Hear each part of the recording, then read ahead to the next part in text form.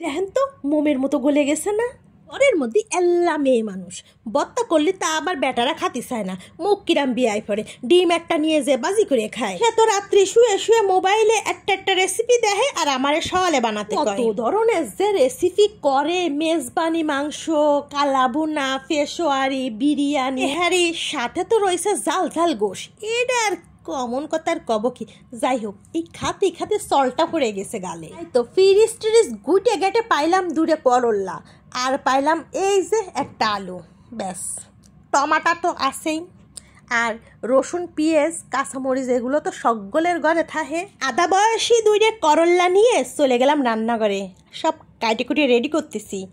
এখনই এই কয়টারে একসাথে চুলোর উপরে গরম তেলের মধ্যে ফেলায় ইচ্ছা মতো খানিকক্ষণ এদেরকে ভাইজে নিয়ে তারপরে গোস্ত খাতি খাতি মুখটা যেরকম বেসাদ চলে আসে, এই খাইয়ে একটু স্বাদ নিয়ে আসবো। এখন আবার কিছু আপা কইতে পারেন যে আপা করল্লা খালি কি আবার স্বাদ আসে নাকি? আপারে আপা, একবার শুধু একবার একটু এইভাবে ভর্তা বানাই খেয়ে দেখেন, তারপরে স্বাদ নাকি বেস্বাদ সেটা আপনিই কয়ে যাবেন না। আবার অনেক বোনরাও আছে আমার এহেনি যারা করল্লা ভাজিও খাতি পারে না, আর সেদ্ধ করে ভর্তা বানানো দেহে তো মুখ একটা ফেংসি কেটে চলে যাবে নে। তাগরে করছি এইভাবে একদিন একটু ভর্তা বানাই খেয়ে দেখেন তা কেমন লাগে। টমাটো আর আলু তেলে ভাজি করে সাথে করল্লা, রসুন সব তেলের মধ্যে দিয়ে ভাজি করলে এর যে কি একটা ফ্লেভার। তেলটা কিন্তু সরিষার তেল দিতে হবে, ওই সয়াবিন তেল দিলে কিন্তু আসল স্বাদটা আর পাবেন না নে। তখন দৌড়াই এসে কবেন না যে কি বানাইছেন আপা, একটুও মজা লাগেনি।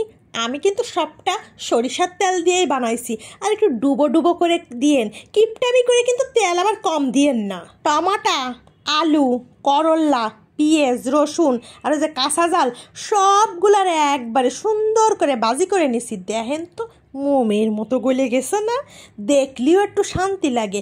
আর ভাবিলাম এই আলুটা মনে হয় সেদ্ধ হবে না নে, আরে আল্লাহতে নিতেই দেখি যুবতী মেয়ের মতো একবারে গলে গেল। নামানোর পরে একটা একটা যখন ট্রাই করতেছিলাম যে ঠিকঠাক আছে কিনা, তখন এই যে করলার মধ্যে যে বিচিগুলো না, ভাবতেছিলাম বিচিগুলো করবো কি, খাবো নাকি ফেলাই দেবো। তা ভাবলাম থাক, এল্লা মানুষ তো এতখানি ভর্তা কেমনে খাবানি, বিচিটা ফেলাই দিই। এই যে এহেনিও একটা কথা আছে, কবেন নে আল্লাহ করল্লার বিচিও ছাড়ি নাই, এত সুন্দর যে একটা গন্ধ আসতেছে, বিচিও ফেলাতে ইচ্ছা করছিল না। মনে মনে ভাবতেছিলাম দুইজনে যখন একসাথে খাবানি তো ওরে একটু দিবানি, তাই ভাবে কিন্তু আমি সব কাঁচা জাল দিছি।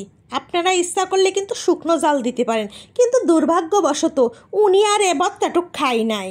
কলাম না ভর্তা টর্তা দেখলে ডিম নিয়ে দৌড়ই, সত্যি ডিম নিয়ে দৌড়ই যে বাইজে খাইছে।